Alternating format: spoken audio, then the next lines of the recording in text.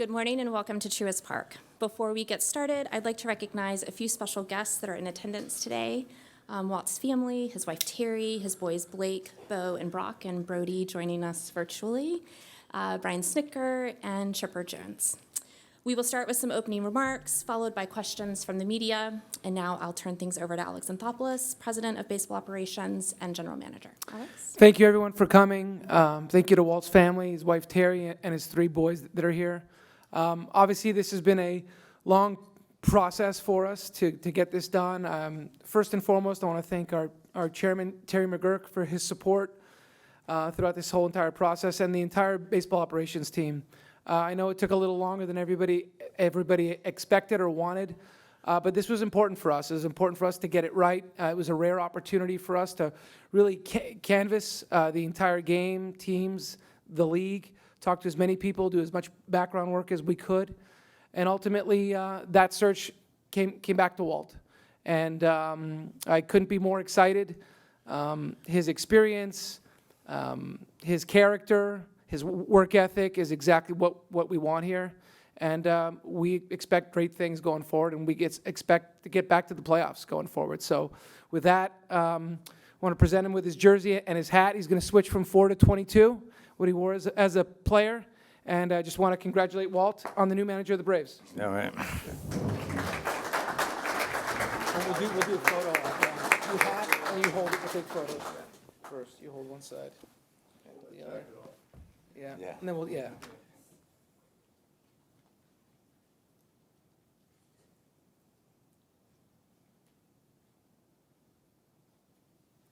All right, good?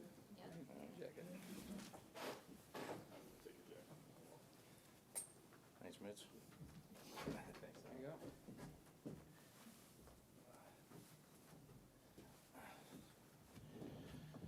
Dramatic pause here for the buttons. Looks good.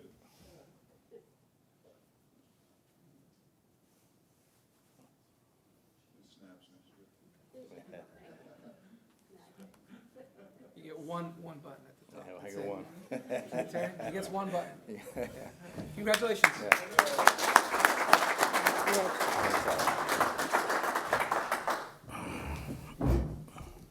Floor is yours. Yeah. Well, yeah, like Alex said, thanks for being here. You know, it's been an interesting process. You know, I think I'm very excited once Snit stepped away and I became a part of this.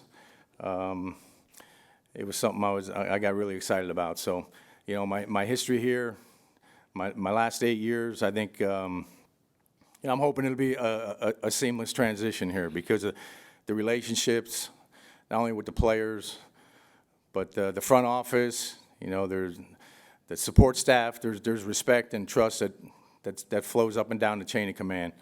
And so I think, you know, for that reason, we can hit the ground running.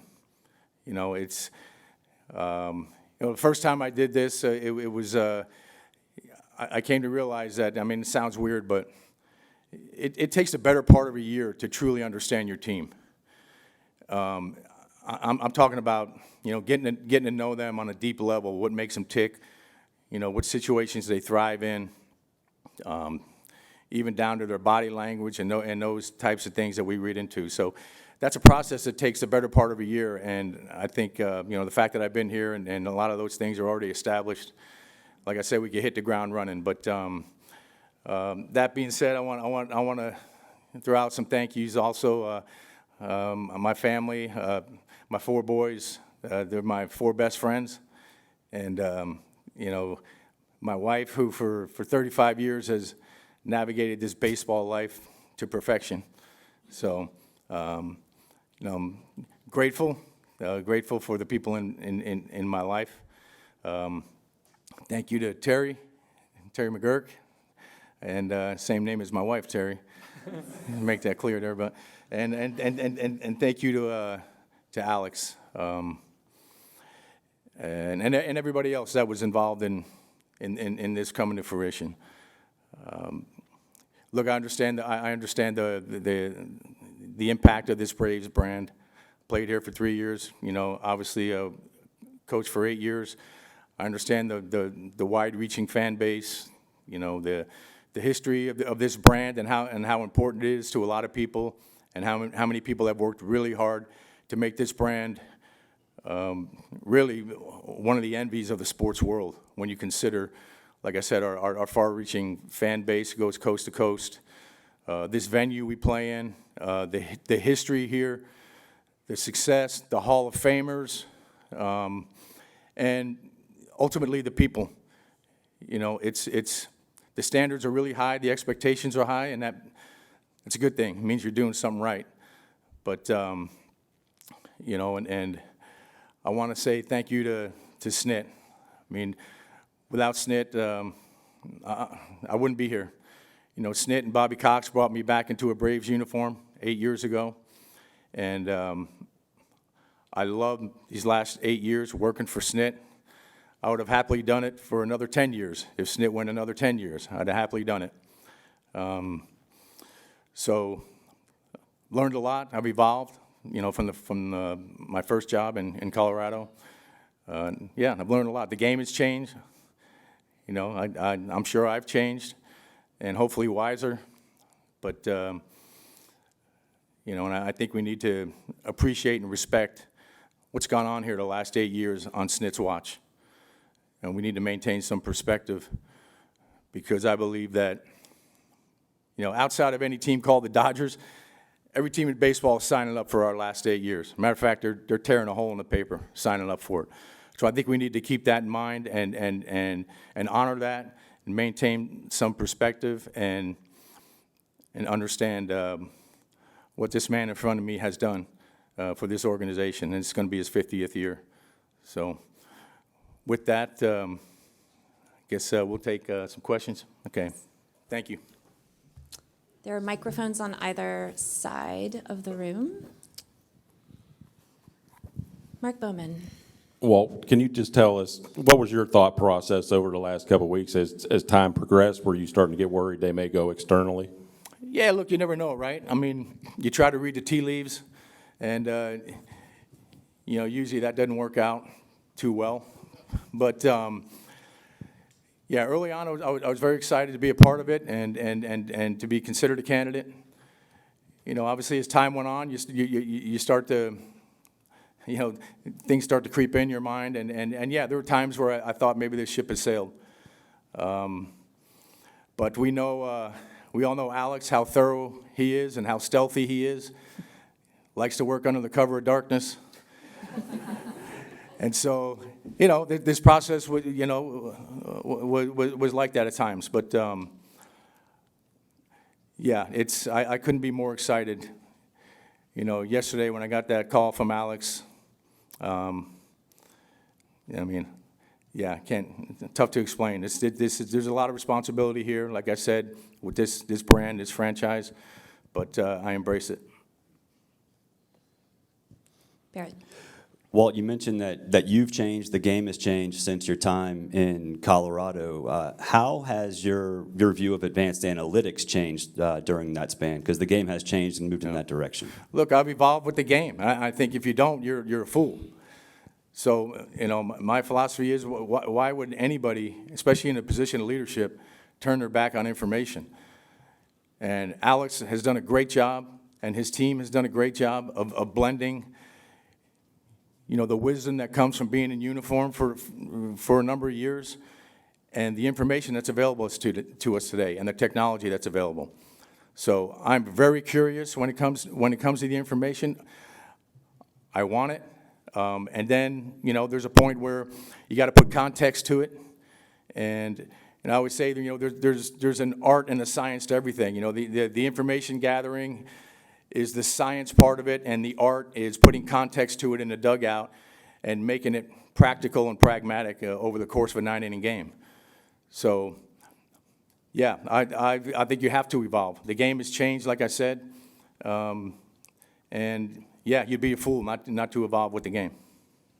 Allison.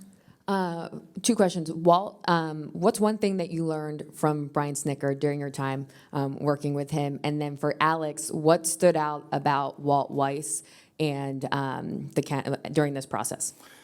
That's an easy one for me, and I think the top of the list, there's several things, but patience. It's really good to see, for me to see SNIT operate these last 8 years because, our personalities complement each other very well. I mean, obviously our personalities are different. We're two different people. But, my personality is always, to hurry up and get in there and fix things.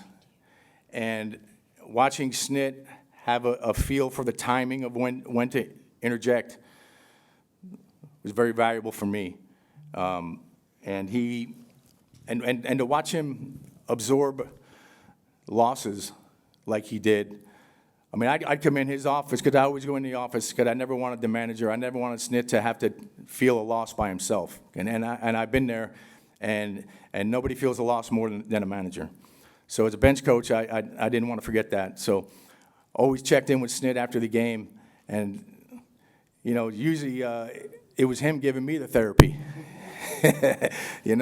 So his patience and his feel for the room and for situations, his timing, impeccable.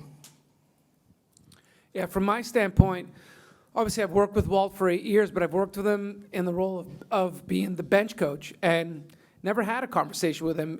As we all know, the manager and the bench coach, the roles are totally different. I mean, being able to talk to him for the first time about being the manager of this team, it's not, sure, you can use your past experiences and your experiences here with the Braves, but it's not the same conversation. And so as much as I knew Walt, I knew everybody on our staff. That doesn't mean everyone was a candidate. So the manager role is very different. It's unique. It's incredibly challenging. And some people aren't suited for it, in my opinion. Getting a chance, even though I knew the person and the man, he had that. That doesn't mean that he would have necessarily been the best person for the job. And, so having finally had a conversation about the manager and what that entails, because we never had those discussions in 8 years here. That wasn't the role. Those are conversations that I have with SNIT.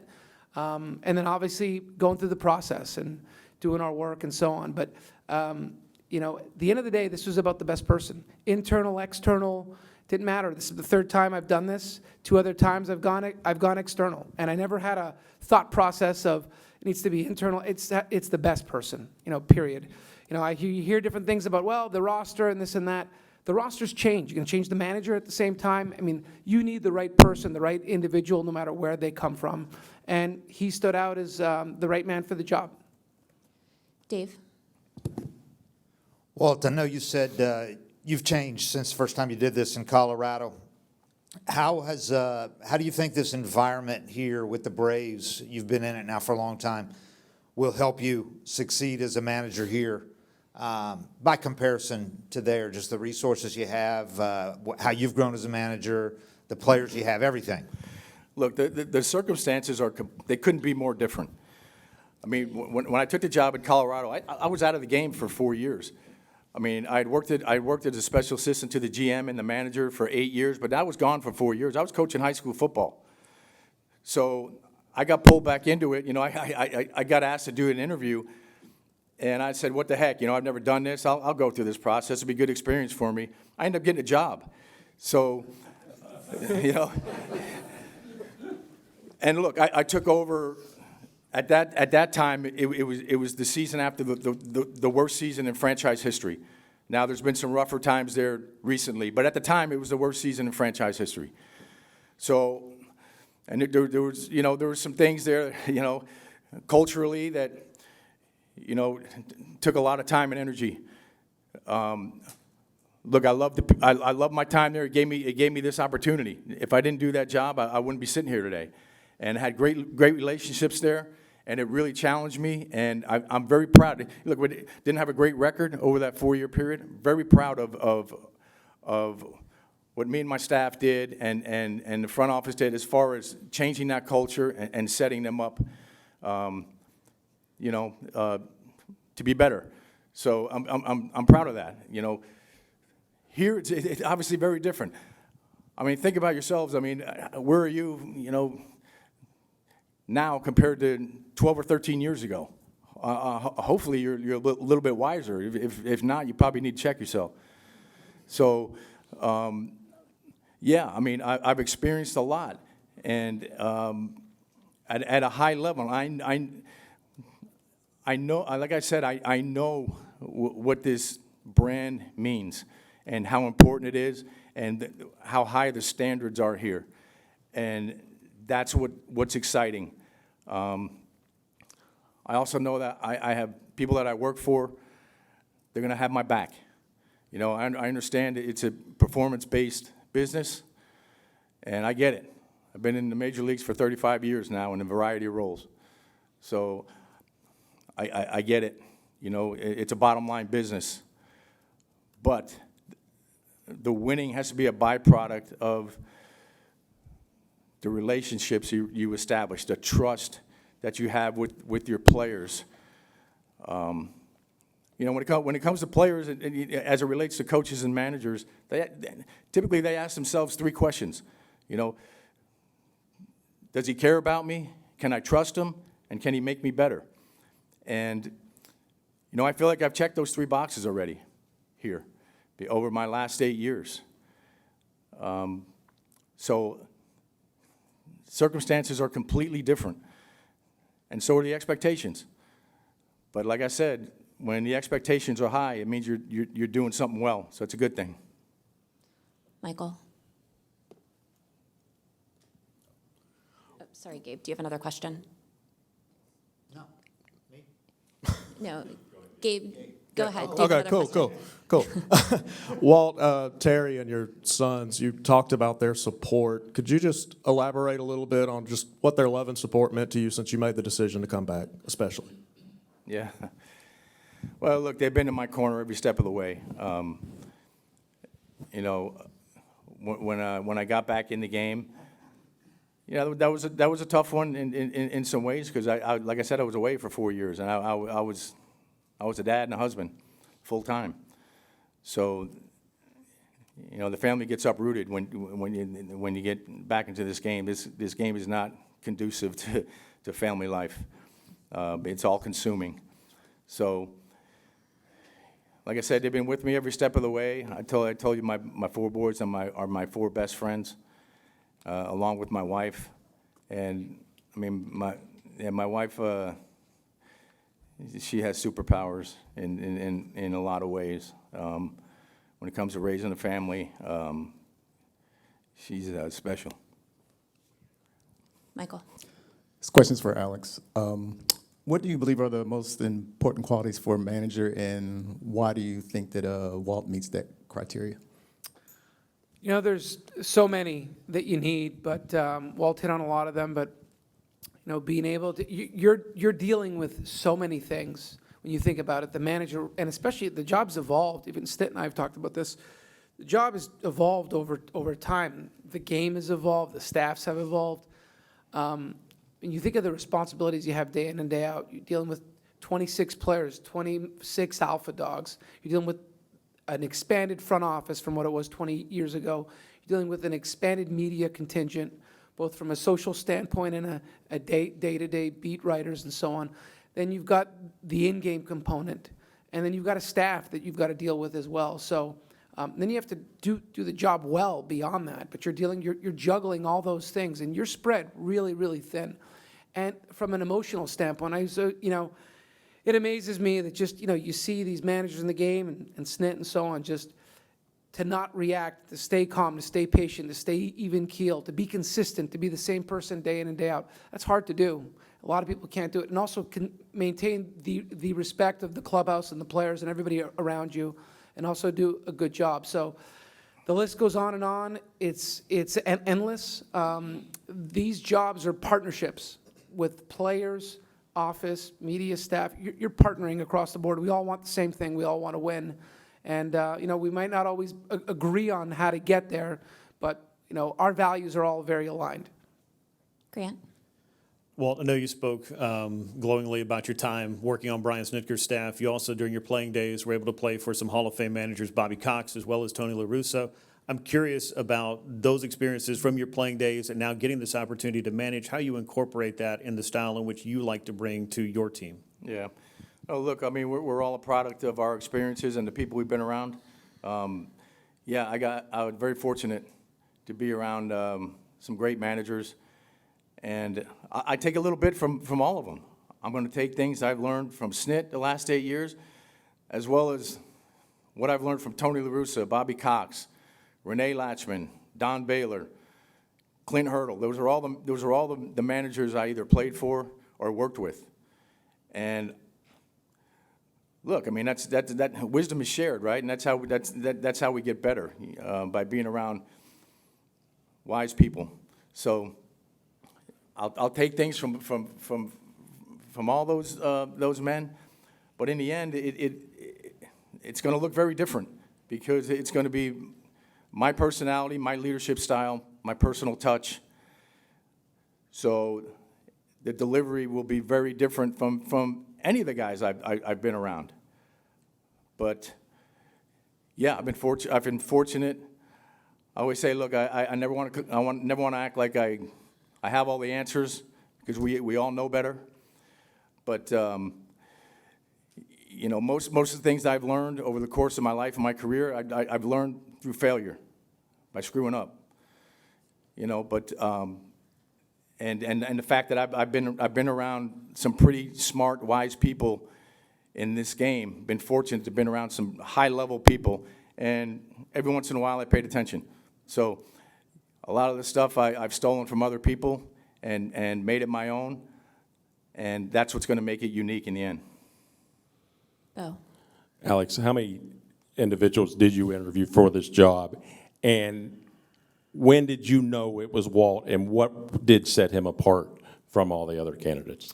Yeah, so we did a ton of work. I mean, we spent, I don't even remember, I feel like it's been a month, or it feels like dog years a little bit, right? So it's been exhaustive. And I mean, the amount of work and candidates and people we spoke to, it was just a lot without getting into specifics. You know, I would say that over the weekend is when, you know, he started to, I had some conversations. I remember there was one I had Saturday morning,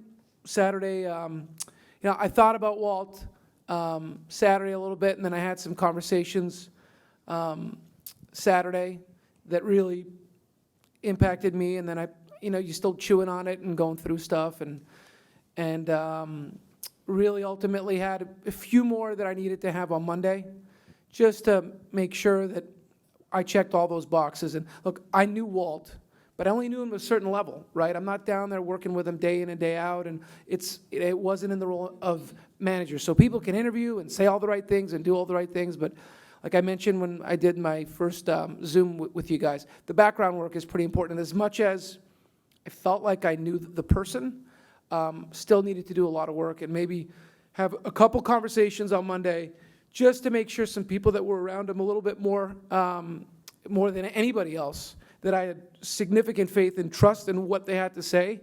I told them I was leaning in that direction, but I wanted to make sure that, you know, there wasn't anything I missed, and they both stamped it in a lot of ways, and ultimately talked to Terry as well, that this was my choice and this is where I wanted to go, and we walked him through the process and the thought process and why, and how I checked boxes and so on, and we obviously decided to go ahead. But you know, it's a big decision, like Walt talked about. This is a big role. This is a big responsibility with where this club is, the expectation. Look, it was no fun not making the playoffs this year, and we can go through the reasons why, but you know, that's just a standard that we've set here, and that's a credit to SNIT, to Bobby Cox, to John Sherholtz, that have set the standard here. You know, you hear guys like Nick Saban, the standard is the standard, and it is.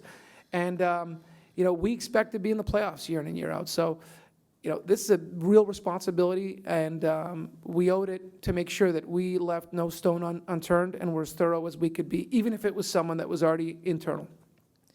Bailey. I have two questions. First one is for Alex. Going off of that a little bit, how much of an influence did individuals in the building like SNIT and Chipper and people who know Walt influence your decision? Because you just mentioned, you know, you didn't really know him on a manager capacity, more of a bench coach. Yeah, I mean, look, I value their opinion immensely. Both guys are not the same person. Their careers are different, but their knowledge, their wisdom, they've won a lot, and they've got a lot more experience in the game than I do. So it carries weight, of course. And you know, I remember somebody I worked with a long time ago told me, you know, it's fine to cast votes, but not all votes count the same. And you know, what I would tell you is when we're going through the process and talking to people, look, certain individual, I'm going to weigh their input more. I'm going to have my own as well. But there's no doubt when we're doing our work, we canvass as many people as we can. And look, I'll talk to those guys about all kinds of things, roster, this, that, whatever. They make me better, you know, and I'm glad that they're both in the organization. The next question's for whoever wants to take a bite out of it. What have the discussions been at this point about the staff, and will Cranny and Eddie be retained on the staff? Yeah, so we, you know, this was pretty quick, and that's a conversation that we're going to continue to have. So we don't have anything to announce today, but that's part of the interview process. Everybody you talk to, you ask them, what would you do with a staff and a coaching staff? And everybody we talk to, and I asked Walt those questions when I first interviewed him as well. And this came together, once the World Series was over, I knew at some point you have to make a decision, right? We needed to get going, and that's where it was Saturday. Saturday, this whole thing really started to move for me because I knew that that's Game 7, and this is starting to move. So I had a phone call I made Saturday, like I said, late morning, and then I just gave it a little bit more time and then followed up on Monday. But the staff, Walt certainly has some thoughts. I do as well. Those are things that are priority that we're going to work through the next little bit. So we don't have anything today, but that's definitely a front burner priority for us. Ken?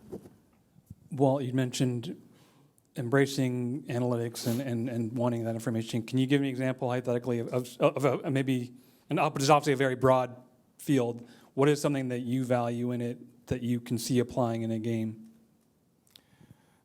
That is a broad question. Hey, broad. Yeah. Look, I mean, we can go on and on, right, about this. But like I said, it's you get the information, and then it's up to us to put context to it. And the scoreboard always has a say, so that's a factor. But we have a great team that works with Alex and works with us. And those relationships are rock solid and deep rooted. And so there's a lot of trust there. So I value the information that I get from our team upstairs. And yeah, I mean, it's tough to go into specifics of this because there's so many ways we can go when you talk about the analytics and the information. But very open and always very curious to get better in that realm. Allison? Alex, when did the interview process really start for just all of them? And can you kind of ballpark how many people you interviewed? It's not like during this process? Yeah, so, I think I did my Zoom call with you guys on the Saturday, I think, and we didn't have a list yet. And I don't even know what the date was, early October, I assume. So, but I would say maybe a week after that, just thinking through, obviously you get through the week and start coming up with names, candidates. And look, a job like this is open, you're getting inundated, right, with so many people, names, direct contacts. It's overwhelming in a lot of ways. But, to do due process, you need to do the work on all of them. So a ton of time was spent making sure we vetted all the names, going through it, and so on. Yeah, I mean, respect to everybody, I wouldn't get into any specifics, but look, I would have loved to have gotten this done sooner, but the one thing I knew, I even, looked back at where some of the dates, when other managers were hired. I saw Pat Murphy was hired November 16th, Stephen Vogt was hired November 3rd. So it felt longer because we didn't make the postseason, and we had more time.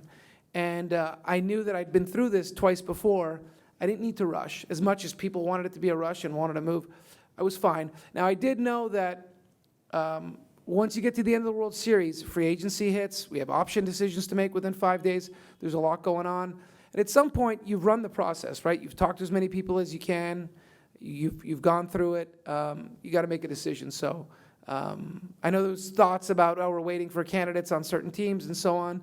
I know this, I was following along things in the media, but look, we had employees asked to be interviewed when we were in the playoffs. That happens, right? You have off days, you have things like that. So you don't need, I know that was out there, but you don't need to wait till the end of the World Series to talk to people. You could talk to people throughout the playoffs. And look, Walt's been called on a few times over the past few years. He declined the opportunity to talk to clubs. So, that was his choice to make. He wanted to stay on staff with Snit and be with the Braves. But we've let other people talk during the postseason. We didn't announce it. No one knew about it. But there were many times in that 7-year playoff run where we had employees speaking to teams.